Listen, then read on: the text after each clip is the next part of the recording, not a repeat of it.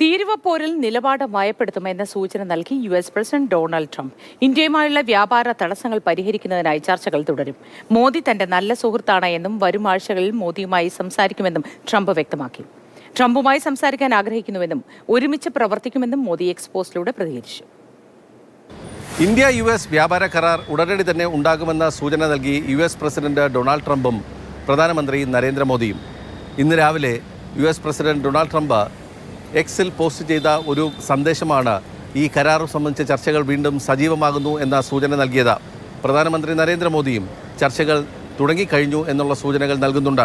Trump പ്രധാനമായും പറഞ്ഞത് തൻ്റെ ഏറ്റവും അടുത്ത സുഹൃത്തായ നരേന്ദ്രമോദിയുമായി വരുന്നയാഴ്ച ഞാൻ സംസാരിക്കാൻ പോകുന്നു എന്നുള്ളതാണ്.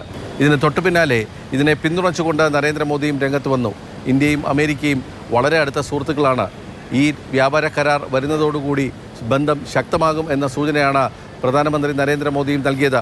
അമേരിക്ക 50% തീരുവ ഏർപ്പെടുത്തിയതിനെ തുടർന്നാണ് ഇരു രാജ്യങ്ങളും തമ്മിലുള്ള ബന്ധം വഷളായത്. ഡൊണാൾഡ് ട്രംപിൻ്റെ ഭാഗത്തു നിന്ന് വന്ന പ്രകോപനപരമായ പ്രസംഗങ്ങളും ഈ ബന്ധം കൂടുതൽ വഷളാക്കി. ഒരു അനുനയത്തിൻ്റെ പാത സ്വീകരിച്ചത് ഡൊണാൾഡ് ട്രംപാണ്. തൻ്റെ ഏറ്റവും അടുത്ത സുഹൃത്താണ് നരേന്ദ്രമോദിയെന്നും അദ്ദേഹവുമായുള്ള ഏക തർക്കം റഷ്യൻ എണ്ണയുമായി ബന്ധപ്പെട്ടാണെന്നുമുള്ള ഡൊണാൾഡ് ട്രംപിൻ്റെ പരസ്യ പ്രസ്താവനയ്ക്ക് പിന്നാലെ ഇതിനെ സ്വാഗതം ചെയ്ത് നരേന്ദ്രമോദി രംഗത്ത് വന്നു. ബസന്ത്, മാതൃഭൂമി ന്യൂസ്, ഡൽഹി.